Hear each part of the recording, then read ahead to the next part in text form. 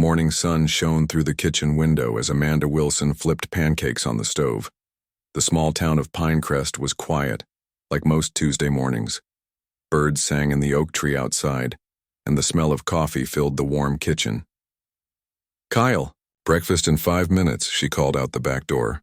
Her 8-year-old son had gone outside to play before school. No answer came back. Amanda smiled and shook her head. When Kyle got busy with his toys, he forgot everything else. She placed 3 perfect pancakes on a plate, added some strawberries, and called again. "Kyle? Come on, honey. You'll be late for school." The silence felt different this time. Wrong. Amanda wiped her hands on a dish towel and stepped onto the back porch. The small backyard was empty. Kyle's favorite action figure lay in the grass, surrounded by an odd blue powder that sparkled in the sunlight. "Kyle?" Her voice cracked as she ran into the yard, looking behind the shed and around the corner of the house. "Kyle!" Across town, another mother stood at a bus stop checking her watch. Lily Bennett should have arrived 5 minutes ago. She had only walked ahead by half a block. Ellen Bennett pulled out her phone and dialed her daughter's number. The cheerful ringtone sounded from behind a nearby bush. Ellen found Lily's pink backpack on the ground, but no sign of her 12-year-old daughter. By noon, the Pinecrest police station was filled with crying parents. Chief Sam Gordon tried to keep order as more reports came in. 7 children missing, then 12. By the end of the day, 17 children had vanished without a trace. "There has to be a connection," Gordon told his deputies. "Check for vans, strange people in town, anything unusual in the last week." At 3 o'clock, black SUVs pulled up outside the station.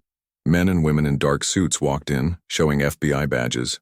Their leader, a tall woman with sharp eyes and short brown hair, introduced herself as Agent Rebecca Morgan. "We're taking over this investigation," she told Chief Gordon. "This may be related to cases in other states." "Other states?" Gordon asked. "You mean this has happened before?" Morgan didn't answer. Instead, she set up a command center in the town hall and began interviewing parents one by one. Amanda Wilson sat across from Agent Morgan, twisting a tissue in her hands. "I don't understand. Kyle was just in the backyard. I only took my eyes off him for a minute." "Did you notice anything strange in the days before his disappearance?" Morgan asked. "People watching your house? Cars you didn't recognize?" Amanda shook her head, then stopped. "Wait, there were lights in the sky 2 nights ago." Kyle pointed them out. "They moved in ways planes don't move." Morgan's face changed. She leaned forward. "What kind of lights?" "Blue and white. Silent. They hovered, then shot away faster than anything I've ever seen." Morgan made a note. "Did you find anything unusual at the spot where Kyle disappeared?" Amanda reached into her pocket and pulled out a small plastic bag. Inside was some of the blue powder from her yard. "This was around his toy. It's like glitter, but not glitter." Morgan's hand froze mid-note. She stared at the powder, then quickly took the bag and sealed it in an evidence envelope. "Wait, here," she said, and stepped outside. Amanda watched through the window as Morgan made a call, her back turned. The agent's shoulders were tense, her free hand making sharp gestures. When she returned, her face was a careful mask. "Mrs. Wilson, I'm going to be honest with you. This case is unique. I need you to tell no one about this powder. Can you do that?" Before Amanda could answer, a young deputy burst into the room. "Agent Morgan, you need to see this. Every TV station just cut to an emergency broadcast." They rushed to the main room where a television showed what looked like a space station. The camera panned to show small figures floating in glass tanks. The figures were children. Human children. A strange voice spoke over the image. The words were English, but the sound was wrong, like several voices speaking together. "People of Earth, we have selected specimens from your planet for study. The juvenile humans will not be harmed. They are part of essential research. Do not attempt to interfere. They will be returned when our work is complete." The broadcast cut off, leaving static. The room was silent for 10 seconds before erupting in shouting and crying. Morgan pulled out a secure phone and dialed quickly. This is Agent Morgan. Activate Protocol Chimera. Yes, full public disclosure, they've done it themselves this time. That night, the skies above Pinecrest filled with strange lights. Not just one or two, but dozens of massive ships visible to everyone. They hung in the air for nearly an hour before vanishing all at once. Amanda stood in her backyard, staring, up at the empty sky where the ships had been. Other parents had gathered in the town square, holding candles and pictures of their missing children. No one knew what to do. The world had changed in a single day. At midnight, Amanda's doorbell rang. Agent Morgan stood on her porch looking tired. "We need your help, Mrs. Wilson, you and the other parents." "My help? What can I do against whatever they are?" "More than you might think." Morgan handed her a folder with a strange symbol on it. 20 years ago, we made contact with them. The Galactic Confederacy, they call themselves. 17 alien species that work together. They classified Earth as a death world and us as too dangerous to fully trust. We signed treaties. They promised to leave us alone. But they took our children, Amanda said, her voice hard. Yes. A faction called the Vrul. They're scientists, obsessed with understanding how humans evolved both empathy and aggression on such a harsh planet. They see your children as research subjects, not people. Amanda felt cold anger replacing her fear. How do we get them back? That's the thing. Morgan almost smiled. The Vrul made the same mistake others have made throughout human history. They thought distance would protect them. They thought we couldn't reach them. Can we? 3 years ago, we recovered one of their ships. We've learned how it works. We have a way to go after them, but it's dangerous. We need volunteers. I'll go, Amanda said without hesitation. Just tell me what to do. It won't be easy. The odds of success. I don't care about the odds. They took my son. I'll go through hell to get him back. Morgan nodded. Report to this address tomorrow at 600. She handed Amanda a card. We leave in 48 hours. As Agent Morgan drove away, Amanda looked at the stars with new eyes. Somewhere up there, Kyle was waiting. And nothing in the universe would stop her from finding him. The large room under the Pentagon was cold and bright. Maps and screens covered the walls. 12 parents sat at a long table, including Amanda Wilson. All of them had lost children. All of them had agreed to help without knowing what that meant. A tall man in a Navy uniform walked in. The stars on his shoulders showed he was an admiral. His name tag read Hayes. Thank you all for coming, Admiral Hayes said. I know you've been through hell these past few days. A woman in a lab coat stood next to him. I'm Dr. Elena Sanchez. I study alien life. I wish we were meeting under better circumstances. Admiral. Hayes pressed a button. A 3D image appeared above the table. It showed a strange planet with 3 moons. 20 years ago, we met aliens for the first time. Not just one kind, but 17 different species. They call themselves the Galactic Confederacy. Dr. Sanchez pointed to different parts of the image. They told us Earth is what they call a death world. Our planet has higher gravity, more radiation, and more dangerous life forms than most planets with intelligent life, and that makes us dangerous to them, Admiral Hayes added. We're stronger, faster, and tougher than most aliens. Our immune systems are very powerful. We heal quickly. We can live in places that would kill them. Amanda raised her hand. What does this have to do with our children? Dr. Sanchez looked sad. The aliens who took your children are called the Vrul. They're scientists. They want to study how humans, especially young humans, can be both violent and caring. They think it's strange. They took my son to study him? Amanda asked, her voice shaking with anger. Like a lab rat? Yes, said Admiral Hayes. And they broke our treaty to do it. But they think we can't do anything about it because we don't have ships that can travel to their worlds.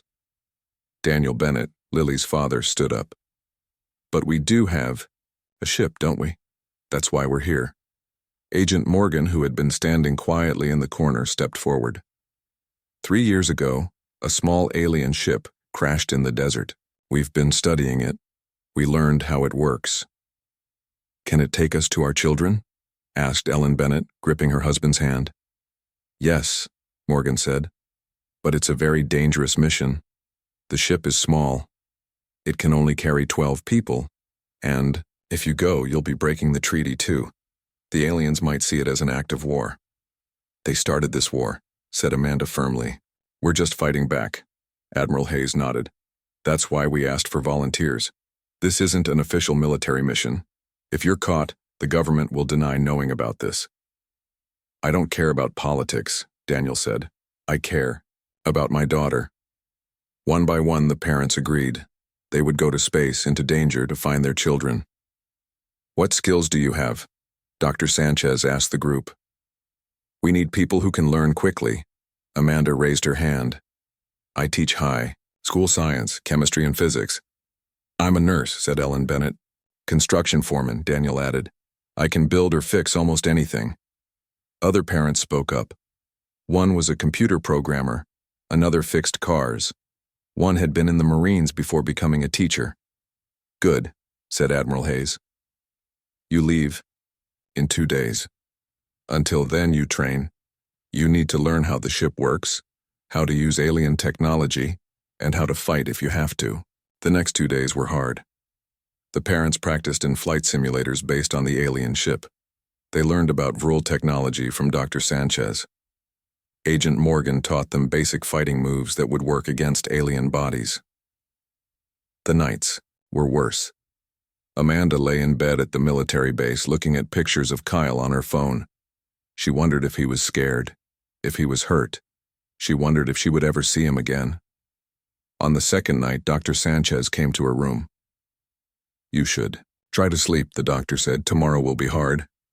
I can't sleep, not while Kyle is out there. Dr. Sanchez sat on the edge of the bed. There's something you should know. The Vril didn't pick your children randomly. Each one has something special. Special how?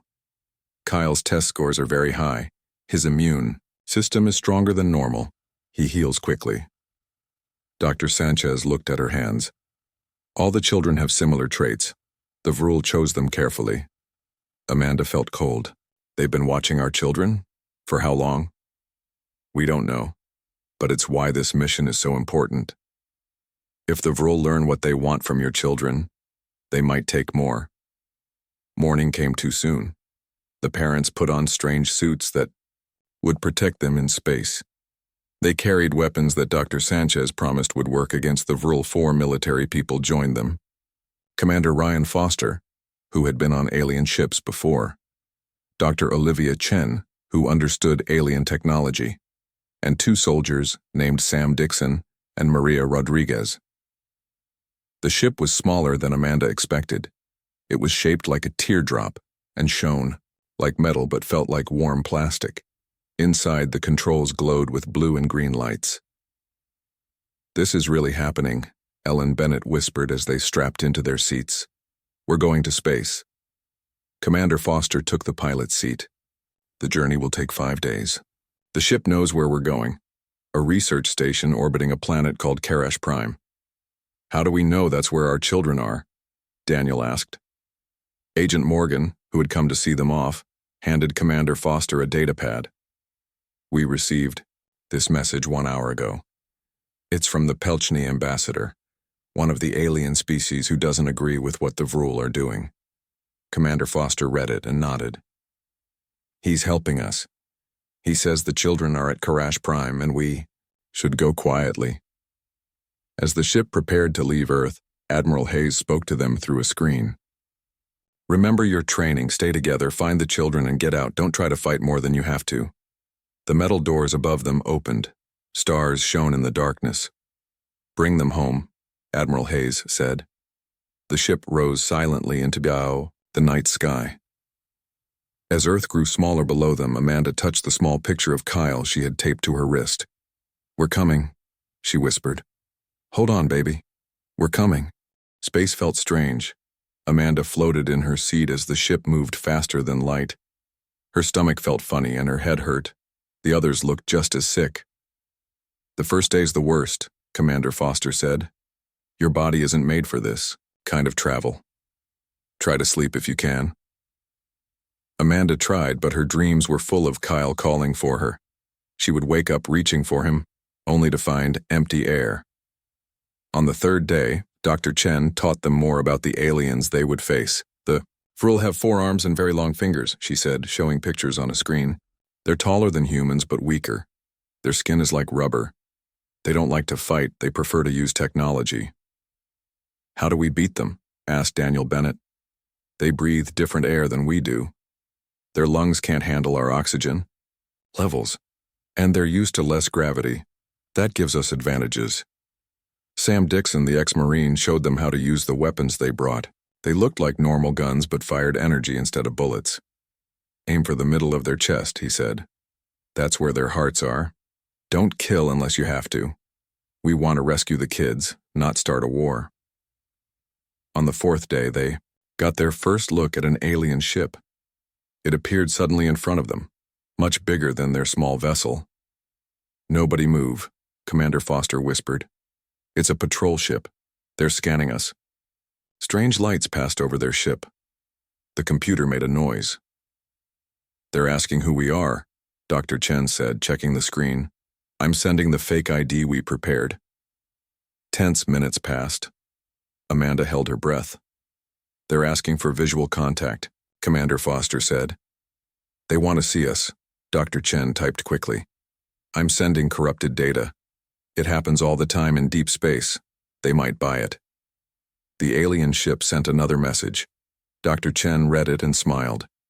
They're warning us that Karash Prime is under quarantine for biological research. That confirms our children are there. They're letting us go. As the patrol ship moved away, everyone breathed again. That was close, Ellen Bennett said. Too close, Commander Foster agreed. We need to be more careful. From now on, we travel with minimal power. No communications, no scans.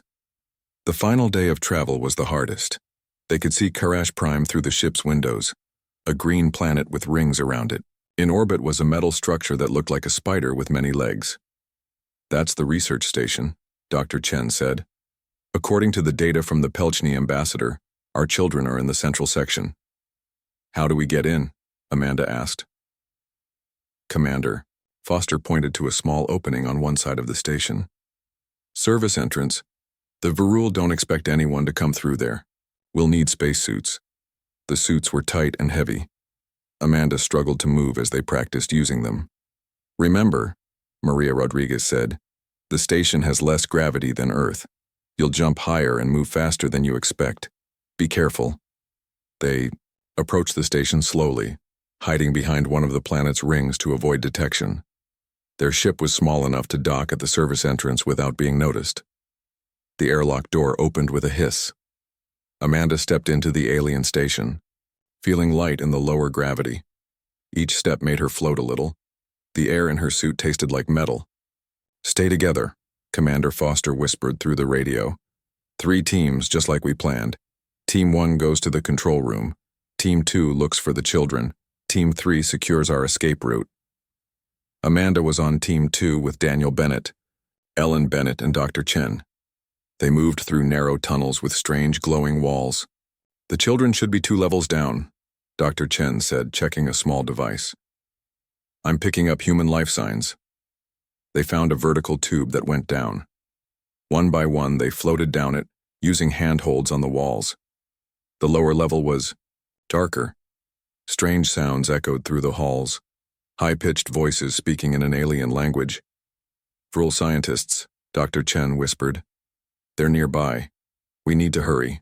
They passed rooms filled with equipment they didn't understand. Some had strange plants growing in tanks. Others had machines that moved by themselves. Finally, they reached a large door. Dr. Chen used her device to unlock it. Inside, Amanda's heart stopped. Floating in glass tanks along the walls were children. Human children. And in the middle tank was Kyle. Kyle! She cried, rushing to the tank. Her son floated in clear liquid, eyes closed, tubes connected to his arms and head. He looked peaceful, like he was sleeping. Are they alive? Ellen asked, her voice shaking as she found Lily in another tank.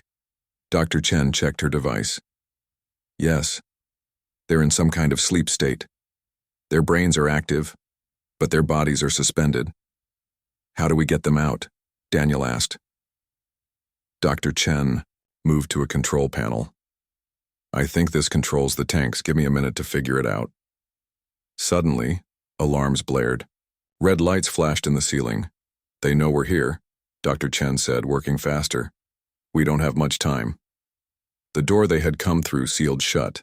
A gas began to fill the room, green and thick. Don't breathe it. Commander Foster's voice came through their radios. It's a paralytic gas. Keep your suits sealed. But it was too late. The gas seeped through small cracks in their suits. Amanda felt her limbs getting heavy. She tried to move to Kyle's tank, but her legs wouldn't work. She fell to her knees. Around her, the others were falling too. Only Dr. Chen managed to stay at the control panel, her fingers moving slower and slower. The door on the far side of the room opened. Tall figures entered. They had thin bodies with 4 long arms and heads that looked too big for their bodies. Their skin was pale blue and shimmered in the light. The Varul had found them. One of the aliens stepped forward, looking down at Amanda with large black eyes. It spoke, and a device on its chest translated into English. Fascinating. The parent. Specimens have traveled across space to find their offspring. Such primitive determination. They're not specimens, Amanda said, fighting to speak as the gas numbed her throat. They're our children. The alien tilted its head. Your emotional connection is exactly what we are studying. How does a species from a death world develop such strong bonds? It defies our understanding. As her vision began to blur, Amanda saw Dr. Chen press one final button on the control panel before collapsing. The tanks containing the children began to drain. No! The lead Vrul shouted, rushing to stop the process. But it was too late. The clear liquid emptied from Kyle's tank. His eyes began to flutter open. Amanda fought against the paralysis, dragging herself toward her son. Kyle, she whispered. We're here. We came for you. The last thing she saw before darkness took her was Kyle's eyes opening fully, looking around in confusion and fear. Then the lights went out. Amanda woke up slowly. Her head hurt and her body felt heavy. At first she thought she was back on Earth, that finding Kyle had been a dream. Then she saw the blue walls and strange ceiling. She was still on the alien station. She tried to sit up. Her arms and legs moved, but slowly, like they were asleep. Around her, the other parents were waking up too. They were in a large room with a clear wall on one side. Through it, she could see Vrul scientists moving around tables full of equipment. Where are the children? She asked, her voice rough. Daniel Bennett pointed to another room visible through a second clear wall. The children lay on beds, still, asleep but no longer in tanks. Kyle was on the first bed. Are you all right? Commander Foster asked as he checked on everyone. His face had a cut above his eye, but he seemed strong. Where's Dr. Chen? Ellen Bennett asked. They looked around. Dr. Chen wasn't with them. They took her an hour ago, Sam Dixon said. He sat against the wall, his spacesuit torn at the shoulder. They were interested in how much she knows about their technology. We need to get out of here, Amanda said, trying to stand. We need to get to the children. The walls are too strong to break, Commander Foster said, and the door is locked. With some kind of energy field. Maria Rodriguez had been examining the room carefully. There might be another way. Look at the ceiling. Above them, a panel looked different from the others. It had small lines around it, like a door. That could be a maintenance access. Commander, Foster said, but we can't reach it. In Earth gravity, no, Maria said. But the gravity here is lighter. If we work together, we might reach it. They formed a human ladder, Sam Dixon on the bottom, then Daniel Bennett on his shoulders. Amanda climbed up next, then Maria at the top. With everyone working together, Maria could just touch the ceiling panel. It's moving, she said as she pushed. Just a little more. The panel slid aside. Maria pulled herself up into the dark space above. She reached down to help Amanda. What about the others? Amanda asked as she climbed. We'll find another way into the children's room, Commander Foster said. Go. Get the kids out if you can. Amanda, and Maria crawled through dark tunnels above the ceiling. Small lights along the floor helped them see. These must be maintenance tunnels for the small repair robots we saw earlier, Maria whispered. They reached another panel. Looking down through small holes, they could see the room where the children were kept. Kyle, Amanda whispered. He's right below us. They carefully moved the panel and looked down. No Vrul were in the room. The children lay on beds, still asleep. I'll go down first, Maria said. Cover me. She dropped silently into the room.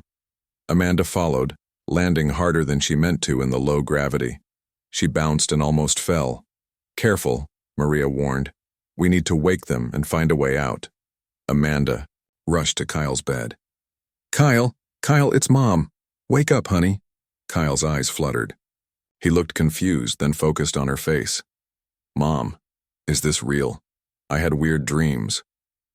Amanda hugged him tight, tears running down her face. It's real. I'm here. We're going to take you home. The other children were waking up too.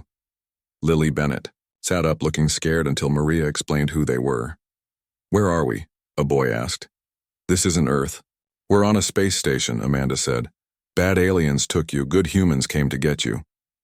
We need to move quickly, Maria said, checking a small device. According to this, there's a ship docking bay 2 levels up. If we can get there, the door to the room suddenly opened. Amanda pushed Kyle behind her, ready to fight. But instead of Vrul, Dr. Chen rushed in, followed by Commander Foster and the others. How did you get free? Amanda asked. The Vrul made a mistake, Commander Foster said with a smile. They didn't know humans get stronger when their children are in danger. I managed to send a signal to Team 1, Dr. Chen explained. They shut down power to the holding cells. When the Vrul came to check on us, Sam and Daniel overpowered them. We need to go now, Commander Foster said. The whole station knows we're loose. They're sending security teams. They helped the children up. Some could walk, but others were still weak from being in the tanks. The adults carried them. This way, Dr. Chen said, leading them through corridors.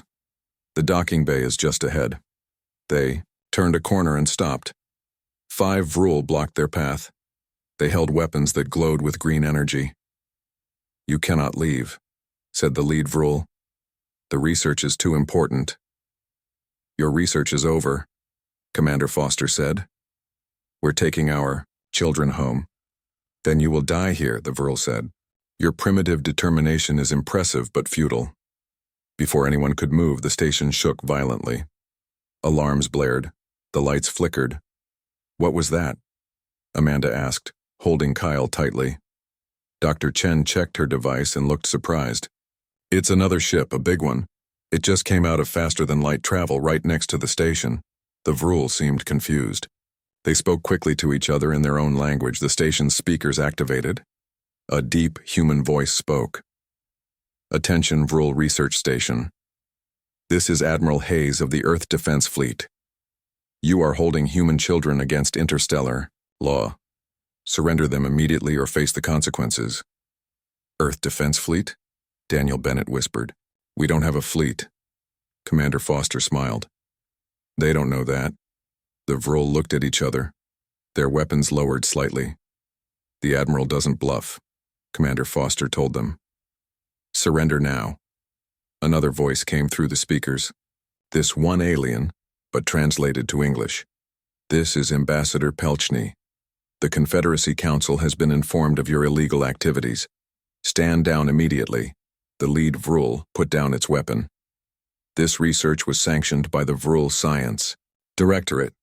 The Directorate doesn't make interspecies law, Commander Foster said. Now move aside. The Vrul stepped back. The path to the docking bay was clear. As they hurried forward, Kyle looked up at Amanda. Mom, are those really our ships up there? I don't know, honey, she said honestly. But we're not waiting to find out. They reached the docking bay. Their small ship waited where they had left it. As they approached, the bay doors began to close. The Vrul are trying to trap us, Dr. Chen shouted. Everyone on board now, Commander Foster ordered. They rushed into their ship, helping the children. Inside, Dr. Chen jumped into the pilot's seat and started the engines. The doors are almost closed, she said. We won't make it. The ship's radio crackled. Stand by for assistance, said Admiral Hayes's voice. A bright light flashed outside. The closing doors stopped moving. Our weapons have disabled their door mechanisms, Hayes explained. You have 30 seconds to clear the station. Dr. Chen pushed the ship forward. They slipped through the partially closed doors into open space. Outside, Amanda gasped at what she saw. A massive Earthship hovered near the station. It was like nothing she had ever seen before, sleek and powerful. How is this possible? She asked Commander Foster. We don't have ships this big. He just smiled. There's a lot about Earth's defenses that isn't public knowledge. The radio activated again. Good work, rescue team, Admiral Hayes said. Bring our children home. We'll handle things here. As their small ship moved away from the station, Amanda held Kyle close. He had fallen asleep again, exhausted but safe. We did it, Daniel Bennett said quietly, his daughter Lily sleeping against his shoulder. We really did it. Amanda looked back at the alien station growing smaller behind them. The impossible journey was halfway done. Now they just had to get home. Earth is waiting, Commander Foster said. Let's not keep them waiting long. The journey back to Earth took 4 days. The children slept most of the time, their bodies still recovering from the alien tanks. The parents took turns watching over them, afraid to let them out of sight even for a minute. Admiral Hayes's ship, the Defender, traveled alongside them. It was much faster than their small vessel, but it slowed down to stay with them. On the second day, Kyle was strong enough to ask questions. Mom, why did those aliens take us? He asked as Amanda brought him soup. She sat beside him on the small bed. They wanted to study you. They think humans are special because we live on a tough planet but still care about each other. Kyle thought about this. They said I was smart, that my brain worked differently than other kids. Is that true? You are special, Amanda said, hugging him. All you kids are, but that doesn't give anyone the right to take you. Commander Foster called a meeting in the main room of the ship. All the adults gathered while the children rested. We need to talk about what happens when we get home, he said. Admiral Hayes has been speaking with the Confederacy Council. There will be consequences for what the Vrul did. Good, Daniel Bennett said firmly. They should be punished. It's more complicated than that, Dr. Chen said. The council claims they didn't know about the kidnappings. The Vrul Science Directorate acted alone. Do we believe that? Amanda asked. Commander Foster shrugged. Maybe. The ambassador who helped us was taking a big risk. Some members of the council must have known something was wrong. What about us? Ellen Bennett asked. We broke the treaty, too, by going to their space. That's why Admiral Hayes came with the Defender, Commander Foster explained. To show the aliens that Earth is stronger than they thought. We're not hiding anymore. Will there be war? Sam Dixon asked quietly. No, Commander Foster said. Neither side wants that, but things will change. The treaty will be different now. The adults looked at each other. They had gone to space as desperate parents. They would return as people who had changed human history. On the last day of travel, they received a message from Earth. President Laura Morrison wanted to speak with them. Her face appeared on the main screen. I want to thank you all personally, she said. What you did was brave and necessary. When you return, there will be no punishment for breaking the treaty. Instead, there will be honors. We didn't do it for honors, Amanda said. We did it for our children. The president nodded. I understand. But what you did has opened a new chapter for Earth. The Confederacy Council has agreed to new terms. They're calling it the Deathworlder Accords. What does that mean? Daniel asked. It means respect, the president said. The aliens now understand that humans will go to any length to protect our own. They fear what we might do, but they also admire our determination. When they finally saw Earth through the ship's windows, Amanda cried. The blue planet looked more beautiful than she remembered. Kyle stood beside her, his face pressed against the glass. "It looks small from here," he said, "but it's home," she replied, "and no one will take you from it again." They landed at a military base in the desert. Families waited for them, grandparents, aunts, uncles, friends. Everyone had been told that the children were found, but not where or how. As the ship's door opened, Amanda saw her parents waiting. They rushed forward as Kyle ran to them, hugging him tightly. "You're so thin," Amanda's mother said to her. "What happened out there?" "It's a long story," Amanda said. "One I'm not sure you'll believe. The children were taken to a special hospital for tests. The doctors found no permanent damage from their time in the alien tanks. Their memories were fuzzy, like the whole experience had been a dream." 2 weeks later, a ceremony was held at the White House. The parents and children stood in the rows, garden as the president spoke about bravery and sacrifice. Medals were given, speeches were made, but the real change was happening far from the ceremonies. In a new building near the Pentagon, Admiral Hayes met with alien representatives. The Pelchny ambassador was there, along with delegates from other Confederacy species. "The Vrul Science Directorate has been disbanded," the Pelchny said. "Those responsible for the kidnappings have been removed from their positions." "And the research?" Admiral Hayes asked. "What happened to the data they collected from our children?" The Pelchny's wing feathers ruffled. "Destroyed, as agreed. Though I must admit some found the results disturbing." "How so?" "The children adapted to the tanks faster than any species we've encountered. Their brains created new pathways. They began to understand our language without translators." The Pelchny leaned forward. "Some on the council fear what humans might become if they joined the stars." Admiral Hayes smiled. "They should." A new treaty was signed that day.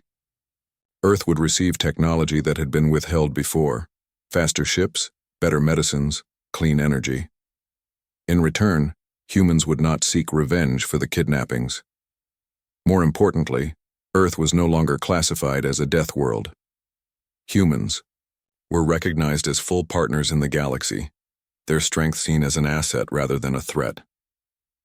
6 months later, Amanda sat in her backyard watching Kyle play. He seemed normal most of the time, but sometimes she caught him staring at the stars with a strange look on his face. "Do you think about it?" she asked him. "About what happened?" Kyle nodded. "Sometimes I remember their voices. I remember words in their language." This worried her. "Do you want to talk to Dr. Sanchez about it again?" "No," Kyle said. "It's okay. It doesn't scare me anymore." He picked up a stick and drew in the dirt, strange symbols that looked like the writing they had seen on the alien ship. "The Vrul were wrong, you know," he said in a voice that seemed older than his years. "They thought they were studying us, but we were learning about them too. All of us kids were." Amanda watched him, not sure what to say. "Don't worry, Mom," Kyle said, seeing her face. "They won't come back. They're afraid of us now." He smiled. "Not just because you came to save us, but because they finally understand what humans really are." "And what are we?" she asked. Kyle looked up at the evening sky where the first stars were appearing. "We're the people who don't give up. Not ever. And that scares them more than anything."